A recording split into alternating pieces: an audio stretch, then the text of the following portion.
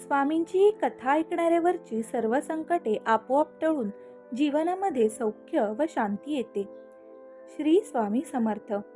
निजामाबाद जवळील सारंगपूर येथील सत्य घटना. निजामाबाद हे हैदराबाद संस्थानाचे त्या काळाचे मोक्याचे ठिकाण. वर सारंगपूर म्हणून गाव आहे. सारंगपूरचा निसर्ग अतिशय रम्य आहे. सर्वत्र डोंगर आहेत, भरपूर वनश्री, उत्तम फळबाग हे सारंगपूरचे वैभव होते.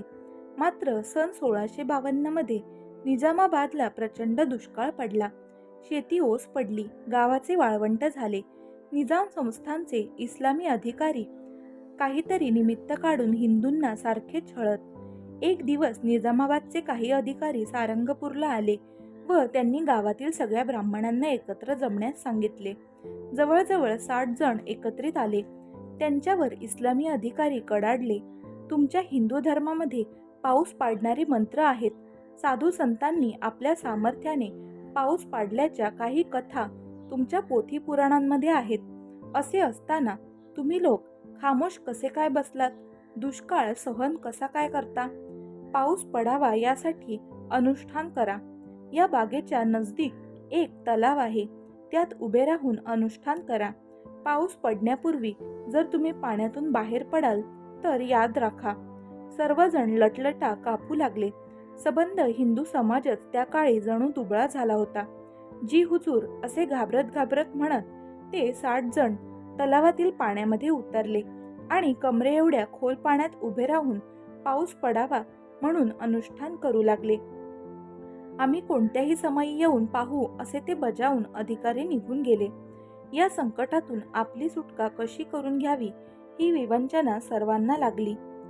काकुळतीला येऊन ते देवाची प्रार्थना करू लागले. परमेश्वरा, या संकटातून तू आम्हाला सोडव. आम्ही तुला पूर्णपणे शरण आलो आहोत. अशा प्रकारे जवळजवळ 1 ते 1.5 तास ते 60 जण अगतिकपणे पाण्यामध्ये उभे राहिले होते.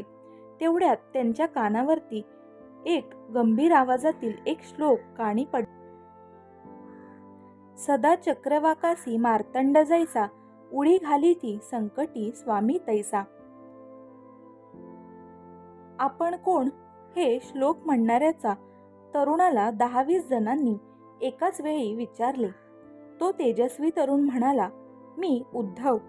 तलावामध्ये सर्व लोक काय करीत आहेत ते पहा अशी माझ्या गुरुदेवांची आज्ञा झाली, म्हणून मी इथे आलो आहे.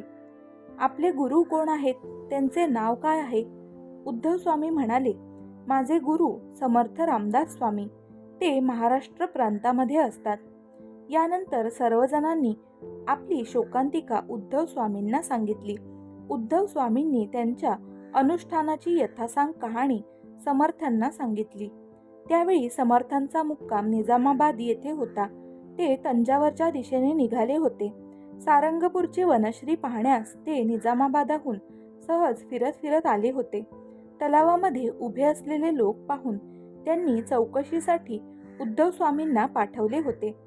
समर्थ आणि उद्धव स्वामी त्या तलावाजवळील डोंगरापाशी आले. तेथील एका मोठ्या शिळेवरती समर्थांनी मारुतीचे भव्य चित्र काढले. त्या चित्रावर समर्थांनी आपली छाती ठेवली व ते म्हणाले, या इकडे. या मारुतीला रुद्राभिषेक करा आणि श्रद्धा ठेवा. पाऊस हा निश्चितच पडेल.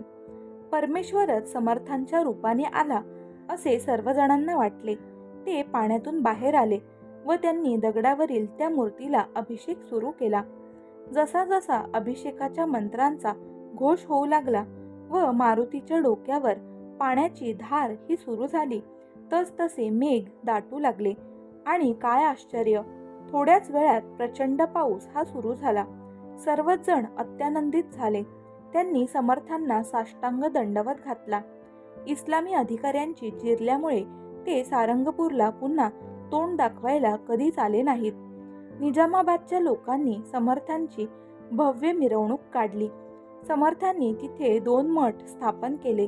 एक निजामाबाद येथे स्थापन करून तिथे राममूर्तींची स्थापना केली, तर दुसरा मठ सारंगपूर येथील मारुती मंदिराजवळ स्थापन केला. श्रीराम समर्थ, श्री स्वामी समर्थ. हा व्हिडिओ तुम्हाला कसा वाटला हे आम्हाला कमेंट करून नक्की कळवा. व्हिडिओ जर तुम्हाला आवडला असेल, ही गोष्ट तुम्हाला आवडली असेल, तर आपल्या व्हिडिओला लाईक करा आणि इतर स्वामी भक्तांबरोबर जरूर शेअर करा. त्याचप्रमाणे तुम्ही आपल्या कथामंथन या चॅनलवर जर नवीन असाल, तर लगेचच आपल्या चॅनलला सबस्क्राईब करून टाका आणि बेल आयकॉनवर क्लिक करायला विसरू नका, जेणेकरून तुम्हाला पुढचे नवीन आलेले व्हिडिओ लगेच मिळतील. भेटूया पुढच्या व्हिडिओमध्ये. हा व्हिडिओ शेवटपर्यंत पाहून चॅनलला सपोर्ट केल्याबद्दल तुमचे मनापासून खूप खूप आभार. धन्यवाद.